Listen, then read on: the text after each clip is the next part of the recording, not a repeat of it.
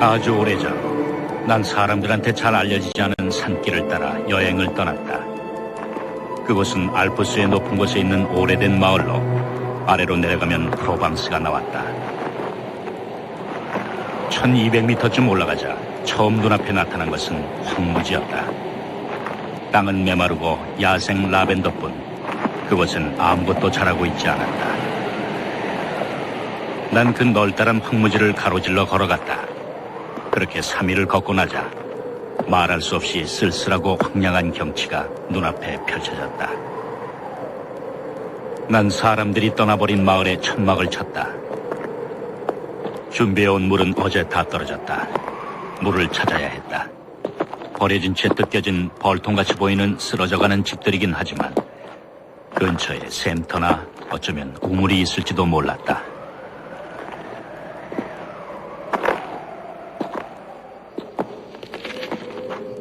샘터가 보였다. 그러나 말라 있었다. 비바람에 지붕마저 날아간 67채의 집들과 종탑이 무너져 내린 조그마한 예배당이 사람 사는 여느 마을처럼 옹기종기 들어서 있었다. 하지만 아무도 없었다. 구름 한 점 없이 맑은 초여름 날씨였다.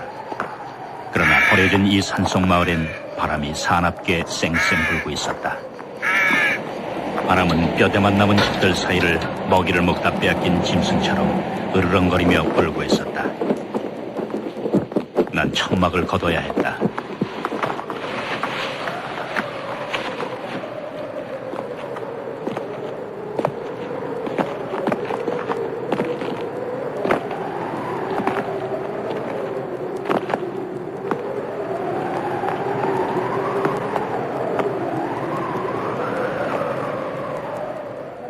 다섯 시간이나 걸었지만 어디에도 물은 보이지 않았다. 아니, 있을 것 같은 흔적조차 보이지 않았다. 어느 곳이나 모두 메말라 있었다. 여기도 라벤더만이 자라고 있었다.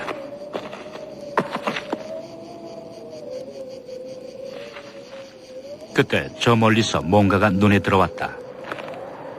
거무스름한 게 마치 나무 그루터기인 것 같았다. 어쨌든 난 그쪽을 향해 걸어갔다.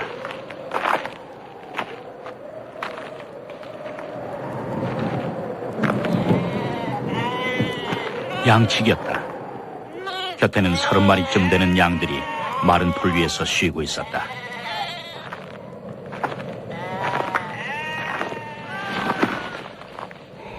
그는 내게 물통을 건네줬다. 그리고는 고온의 움푹한 골짜기에 있는 양들의 우리로 날 데려갔다.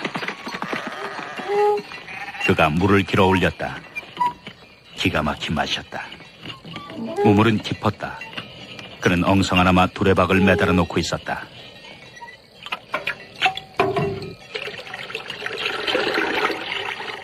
그는 말이 없었다. 혼자 사는 사람들이 대부분 그렇듯이. 그러나 왠지 자신감에 차 있는 사람이란 느낌이 들었다. 하지만 황량한 그곳에선 어쩐지 이상하게 느껴졌다. 그는 오두막이 아니라 돌로 만든 집다운 집에서 살고 있었다. 벽을 보니 그가 이 집을 다시 세우느라 얼마나 고생했는지 알 것 같았다. 지붕은 아주 튼튼해 보였다.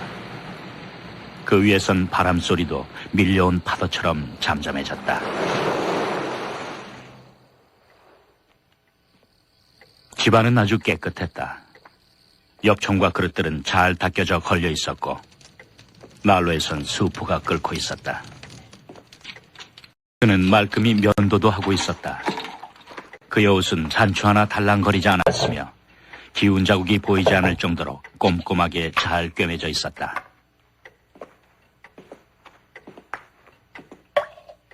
그는 내게 수프를 나눠줬다.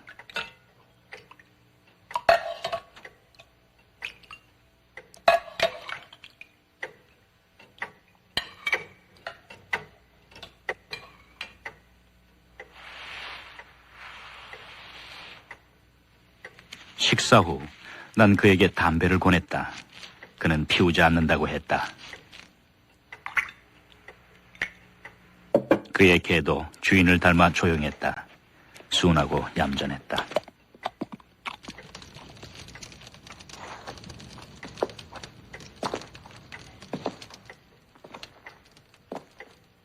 그는 내게 하룻밤을 묵도록 해주었다.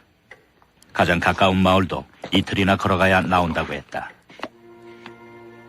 그 지역에 드문드문 박혀있는 마을들의 사정에 대해 난 잘 알고 있었다. 길이 끊기면서 나타나는 하얀 참나무 숲속 여기저기에 4-5개쯤 되는 마을들이 산비탈 위로 흩어져 있었다. 마을 사람들은 수출 구워 먹고 살았다. 모두 가난했다. 여름이나 겨울이나 살을 내는 모진 추위는 견디기 힘든 것이었다. 게다가 고립감은 그들의 삶을 더욱 비참하게 만들었다. 탈출구는 없었다. 탈출코자 하는 욕망은 무서운 야망이 되었다. 남자들은 수출 구워 도시로 갔다가 집으로 돌아왔다. 착실하게 살던 이들도 끔찍한 현실 앞에 무너졌다. 여자들은 분노로 가득 차 있었다. 그들은 모든 것에 경쟁을 했다. 수출 파는 것에서 교회에 가는 일까지. 좋은 일이든 나쁜 일이든 더 잘하기 위해, 칭찬이든 비난이든 더 받기 위해 서로 끊임없이 싸웠다. 게다가 늘 바람이 불었다. 바람은 사람들의 정신을 갉아먹었다. 자살하는 사람들, 미쳐서 살인을 저지르는 이들이 전염병처럼 번졌다.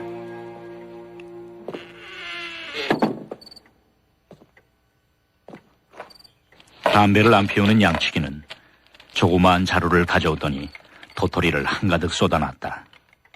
그는 그걸 하나하나 꼼꼼하게 살피면서 좋은 도토리와 나쁜 도토리를 가려내기 시작했다. 담배를 피우고 있던 내가 도와주겠다고 했지만 그는 자신의 일이라고 말했다. 하긴 그가 그처럼 꼼꼼하게 가려내는 걸 본 난 더 이상 고집을 부리지 않았다. 우리가 만나 처음으로 나눈 대화였다. 쓸만한 도토리가 웬만큼 모이자 그는 그걸 10개씩 나눴다. 그러면서 다시 그 도토리들을 눈앞에 들어 살펴보면서 너무 작거나 흠이 난 것들을 또 가려냈다. 그렇게 가려낸 좋은 도토리들이 100개쯤 모이자 그는 일을 멈췄다. 우린 잠자리에 들었다. 그와 함께 있는 것만으로도 평화로웠다. 이튿날 아침, 난 하루 더 그의 집에 머물러도 괜찮겠냐고 물었다. 그는 당연하다는 듯 받아들였다. 아니, 오히려 어떤 일에도 결코 방해받지 않는 것 같아 보였다. 사실 난 하루 더 쉬어야 할 정도로 지쳐있지 않았다. 하지만 난 그에 대해 호기심이 생겼다. 그는 우리에서 양떼를 몰고 나와 목초지로 데리고 갔다. 떠나기 전 그는 어제 꼼꼼히 골라낸 도토리가 든 주머니를 물이 든 양동이에 푹 담갔다. 그의 지팡이가 눈에 띄었다. 두께가 내 엄지만한 쇠막대기로 길이는 내 어깨쯤 되어 보였다.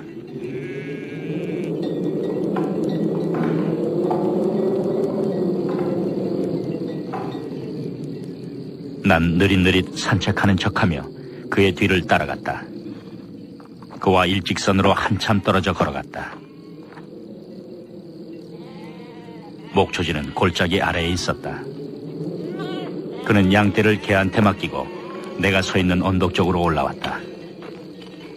날 야단치러 오는 줄 알았다. 그게 아니었다. 그가 가는 길에 내가 서 있었던 것뿐이었다. 함께 가겠냐고 물었다. 봉우리 쪽으로 한참 더 올라가는 곳이었다. 목적지에 다다르자 그는 쇠지팡이로 땅을 꾹꾹 찔렀다. 구멍이 파이자 도토리를 넣곤 다시 구멍을 메웠다.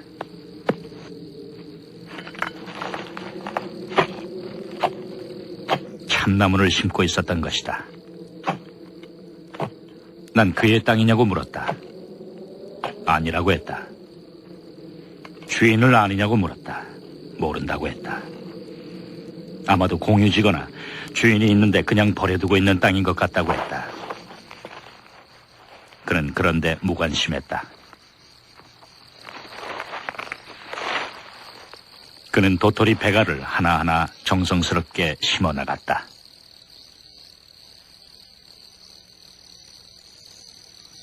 점심을 먹고 나서 그는 다시 도토리들을 가려내기 시작했다. 아무래도 내가 끈질기게 물었었나 보다. 그가 대답해 주었다. 지난 3년간 그는 이 아무도 살지 않는 땅에 나무를 심어왔다고 했다. 10만 그루를 심었다고 했다. 그 10만 그루 중에서 2만 그루가 싹을 틔웠다. 하지만 그 2만 그루 중 절반은 다람쥐에게 갉혀먹히거나 프로방스 특유의 환경 때문에 잃게 될 거라고 했다. 그렇다면 앞으로 1만 그루의 참나무들이 자라나게 될 것이었다. 그 황무지에서 말이다. 난 그의 나이가 궁금해졌다. 50은 확실히 넘어 보였다. 55이라고 했다. 그 양치기의 이름은 엘제아르 부피에였다. 그는 산 아래서 농사를 지었었다. 그게 인생 전부였다. 그는 하나뿐이었던 아들과 아내를 잃었다. 그 후 이 외진 곳으로 들어와 양떼와 개와 함께 조용히 살아가는 걸로 만족하고 있었다. 그는 나무가 없어 땅이 죽어가고 있는 것이라고 했다. 그리곤 달리 할 일도 없어서 자신이 이 땅을 살려내보기로 결심했다고 말했다. 미래에 대한 젊은이다운 자기중심적인 생각에서 난 이렇게 말했다. 30년 안에 이 1만 그루의 나무는 아주 커다란 숲을 이루게 될 거라고. 그는 담담하게 말했다. 앞으로 30년을 더 살게 된다면 이 1만 그루 따윈 바닷물에 떨어뜨린 물 한 방울에 지나지 않을 정도로 더 많은 나무를 심어 나갈 것이라고. 그는 진작에 너도 밤나무도 심어두었다. 그것은 벌써 한가득한 묘목장이 되어 있었다. 참으로 아름다웠다. 그는 또 자작나무를 심을 거라고 했다. 골짜기 아래쪽은 땅 위에 습기가 조금 남아있다는 것이다. 다음 날 우린 헤어졌다. 이듬해인 1914년 1차 세계대전이 일어났다. 난 전쟁터에서 5년을 보냈다. 병사였던 난 나무에 대해 생각할 겨를이 없었다.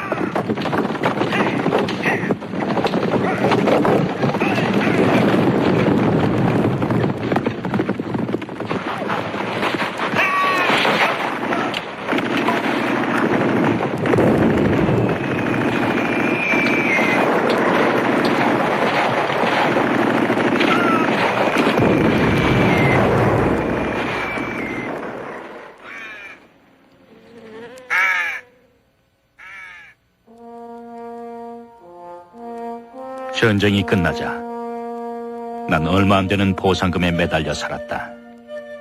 맑고 깨끗한 공기가 그리워 견딜 수가 없었다. 생각만 하고 있다가 어느 날 그 외지고 황량한 곳을 다시 찾아가 보았다. 그곳은 예전 그대로였다. 하지만 멀리 버려진 마을 건너 저 멀리 높은 산등성엔 융단처럼 덮고 있는 회색빛의 엷은 안개가 보였다. 어제부터 난 줄곧 나무를 심던 그 노인을 생각하고 있었다. 참나무 1만 그루라 상상해보았다. 엄청나게 큰 숲이 되었겠는걸. 지난 5년 동안 난 수많은 사람들이 죽는 걸 보아왔다. 엘자르 부피에도 세상을 떠났을지 몰랐다. 하긴 20대 젊은이가 보기엔 50대란 할 일이라곤 죽는 일밖에 남지 않은 나이였으니까.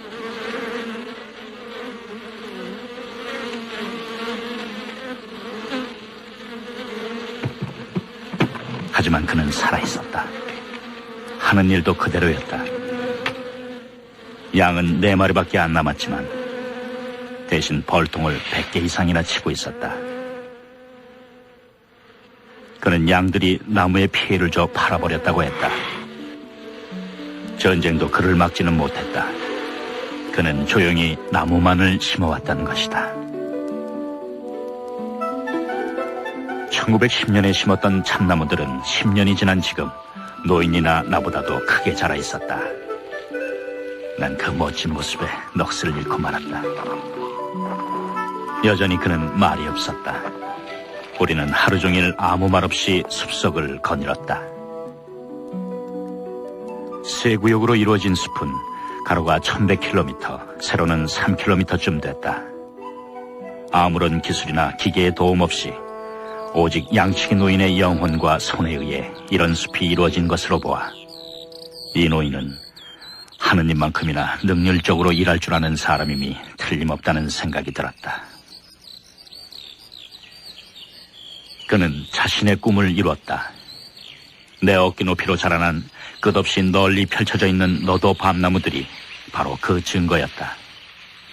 참나무들은 단단해서 다람쥐들의 이빨을 잘 견뎌냈다. 이 숲을 없애려면 프로방스에 넘는 회오리바람이라도 불어야만 할 것 같았다. 그는 자그마한 5년생 자작나무 숲으로 날 데려갔다. 내가 베르당에서 싸우고 있던 1915년에 심은 것들이었다. 땅 표면에 습기가 있을 거라고 그가 생각했던 바로 그곳에 심어져 있었다. 자작나무들은 마치 아이들처럼 부드럽고 씩씩했다. 숲은 자연의 순리를 따라 자라고 있는 것 같았다. 그는 걱정하지 않았다. 그저 꾸준히 나무만을 심을 따름이었다. 마을을 거쳐 아래로 내려가자 물이 흐르고 있는 것이 보였다. 언제나 메말라 있었던 시내였다. 그것은 내가 이 산에 올라와 본 것 중 가장 소중한 숲이 내린 선물이었다. 아주 오래전 이 시내에는 물이 가득 흘렀었다. 앞에서 말했던 그 비참한 마을들엔 아직도 로마 시대 마을의 유적들이 남아있었다. 그곳을 발굴하던 고고학자들은 낚싯바늘을 발견했다. 하지만 20세기 사람들은 물을 얻기 위해 무언가를 짓거나 만들어야만 하게 되었다. 바람은 시들을 널리 퍼뜨렸다. 시냇물이 흐르기 시작하자 버드나무가 갈대가 초원과 들과 꽃들이 살아나기 시작했다. 하지만 변화는 아주 서서히 일어나 마치 늘 그래왔던 것 같았다. 산토끼나 멧돼지를 잡으러 들어왔던 사냥꾼들도 어린 나무들이 울창하게 자라고 있는 것을 보았다. 하지만 그들은 땅이 부리는 변덕일 뿐이라고 여겼다. 그래서 노인의 숲은 그대로 있을 수 있었다. 사람이 한 일이라는 걸 알았다면 그대로 두지 않았을 것이다. 하지만 대체 누가 의심했었겠는가? 마을 사람들이나 관리들 중 그 누가 이렇듯 고집스럽게 선한 일을 하는 사람이 있을 거라고 상상했겠는가?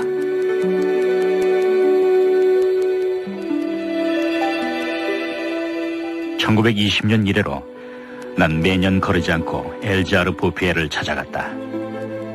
그는 지치는 법도 없이 꾸준히 나무를 심을 뿐이었다. 하느님은 그에게 이미 천국을 보여주셨던 게 틀림없었다. 난 그의 고통에 대해선 생각해보지 않았다. 틀림없이 그는 이런 숲을 이루기까지 수많은 어려움을 겪었을 것이다. 자신의 신념을 이루기 위해 수없이 절망감과 싸워야 했을 것이다. 우린 그가 완벽한 고독 속에서 일을 해왔다는 걸 알아야만 한다. 너무도 철저히 혼자여서 나중에 그는 결국 말하는 법을 잊어버리고 말았다. 아니, 아마도 필요조차 안 느꼈을 것이다. 1933년 삼림 감독관이 놀란 얼굴로 찾아왔다. 산에서 불을 피우면 안 된다는 명령이 내려왔다며 자연이 내린 숲을 해칠 것이기 때문이라고 했다. 아무것도 모르는 이 순진한 감독관은 숲이 스스로 생겨난 건 처음 봤다며 감탄했다.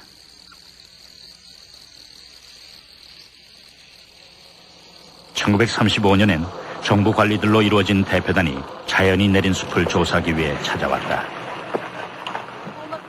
그들 중에는 산림부 고위 관리들과 몇 명의 국회의원들, 그리고 전문가들도 있었다.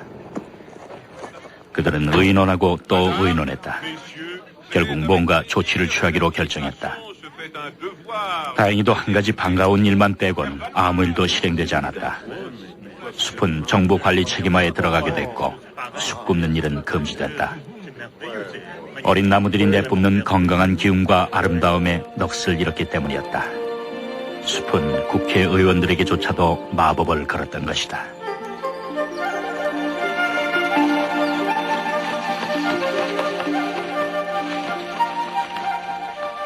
그 정부 대표단 관리 중 내 친구 한 명이 있었다.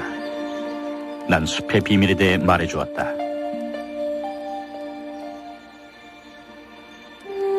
일주일쯤 지나 우린 엘자르 부페를 찾아 산 위로 올라갔다. 그는 일에 몰두해 있었다. 대표단이 들렸던 곳에서 20km쯤 떨어진 곳이었다. 내가 짐작했던 대로 친구는 노인이 하는 일의 소중함을 알아차렸다. 난 노인에게 갖고 간 달걀을 건넸다. 우린 함께 점심을 먹었다. 그리고는 한참 동안 아무 말 없이 주위 경치를 바라보기만 했다.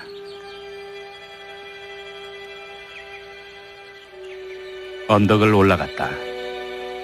그곳은 우리 키의 4배 정도로 자라난 나무들로 덮여 있었다. 1913년 당시 모습이 생각났다. 황무지였었다. 그러나 꾸준한 노동, 산 위의 맑은 공기, 소박한 생활, 무엇보다도 노인의 평온한 영혼 덕분에 그는 자신이 이루고자 했던 모든 걸 얻을 수 있었다는 것이다. 그는 신이 내린 일꾼이었다. 얼마나 더 나무를 심을 계획인지 알 수 없었다. 숲을 떠나면서 친구는 그 땅에 가장 잘 맞는 나무 종류에 대해 가볍게 조언했다. 하지만 강요하진 않았다. 산을 내려오면서 그가 말했다. 노인이 나보다 훨씬 더 잘 알고 있더군. 줄곧 생각하고 있었던 듯 1시간쯤 후 그가 또 말했다. 그는 이 세상 누구보다도 잘 알고 있어. 인생을 행복하게 살 수 있는 방법을 말이야. 이 친구 덕분에 숲뿐만 아니라 엘자르 부페의 노인의 행복도 지켜질 수 있었다. 단 한 번 위험했던 적이 있었다. 1939년 2차 세계대전 때였다. 나무를 사용하는 자동차 기관 때문에 나무가 모자라게 되었다. 그러자 사람들은 참나무를 베어내기 시작했다. 하지만 숲이 깊어 운반이 불편하자 경제적으로 손해인 것이 드러났다. 사람들은 떠났다.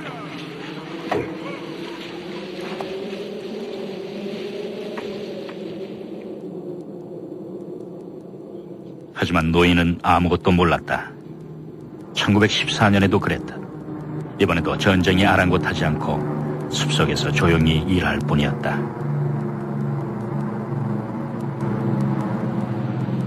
(1945년 6월) 난 마지막으로 엘자르 부페를 봤다. 그때 그의 나이 87이었다. 난 옛날엔 황무지였던 그곳을 다시 찾아 나섰다. 전쟁이 남기고 간 혼란에도 불구하고 그곳엔 듀랑 골짜기와 산 사이를 오가는 버스가 있었다. 버스가 너무 빨리 달려서 그런 탓인지 내가 옛날에 처음 왔을 때 걸었던 길을 더 이상 알아볼 수가 없었다. 마을 이정표를 보고 나서야 비로소 그토록 황량했던 바로 그곳에 내가 와 있다는 사실을 깨달았다.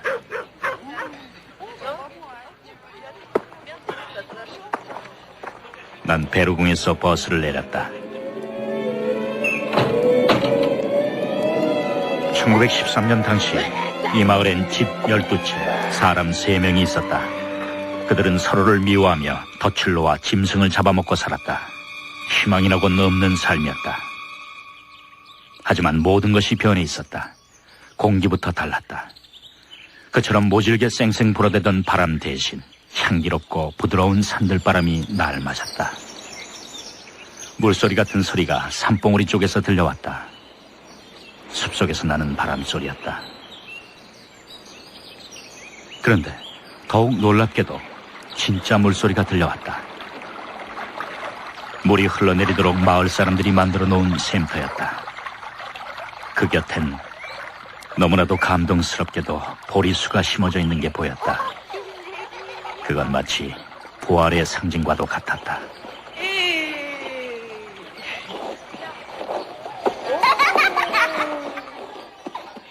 베르공 여기저기 재건을 꿈꾸며 마을 사람들이 시작한 일들이 눈에 띄었다. 희망이 다시 살아난 것이었다. 잿더미는 치워지고 부서진 담들이 다시 지어지고 있었다. 새로 칠한 집들 주위엔 갖가지 야채와 꽃들이 골고루 가지런히 심어져 있는 정원들이 있었다. 양배추와 장미, 금어초와 백합, 샐러리와 아네모네가 함께 있었다. 누구나 살기를 꿈꾸는 곳으로 변해 있었다. 여기서부터 난 걸어가기로 했다. 전쟁이 끝난 지 얼마 안 돼 산은 아직 활력을 되찾지 못했다. 하지만 죽어있던 산은 다시 살아나고 있었다. 산비탈 맨 아래쪽엔 호밀과 보리가 가득 자라고 있는 조그만 들판이 보였다. 산골짜기 사이로는 파릇파릇한 풀밭이 보였다.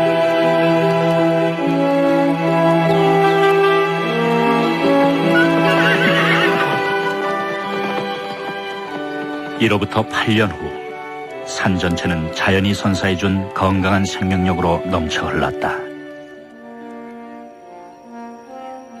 1913년에 보았던 무너진 직터 위엔 이제 깨끗한 농가들이 사이좋게 들어서 있었다. 모두들 행복하고 만족한 모습이었다. 고대로부터 내려온 샘들은 눈과 비를 잘 보존해준 숲 덕분에 다시 흘러내리기 시작했다. 단풍나무 숲 사이에선 샘에서 떨어져 내린 물이 용단처럼 깔린 박하잎들을 적시고 있었다. 마을은 천천히 다시 일어서고 있었다. 비싼 땅값 때문에 평야지대에서 옮겨온 사람들이 마을에 젊음과 활기, 모험심을 가져다 주었다. 거리마다 소박한 시골 생활의 맛을 알게 된 사람들의 건강하고 티없는 웃음소리가 가득했다.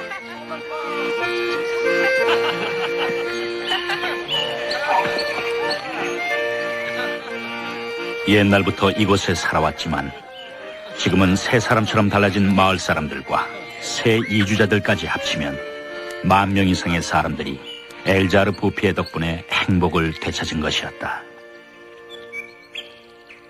자신의 영혼과 몸 밖에는 아무것도 없었던 한 남자가 그 황량했던 대지를 이런 약속의 땅으로 바꾸어 놓은 걸 생각하면 그의 인생은 너무나도 멋진 것이었다. 이 모든 걸 가능케 한 그의 신념과 인내, 그리고 아낌없는 영혼을 생각할 때마다 내 가슴은 그 노인을 향한 말할 수 없는 존경심으로 가득 차오른다. 그는 오직 10만이 해낼 수 있는 일을 스스로 해냈던 것이다. 엘자르 부페는 1947년 반홍에서 평화로이 눈을 감았다.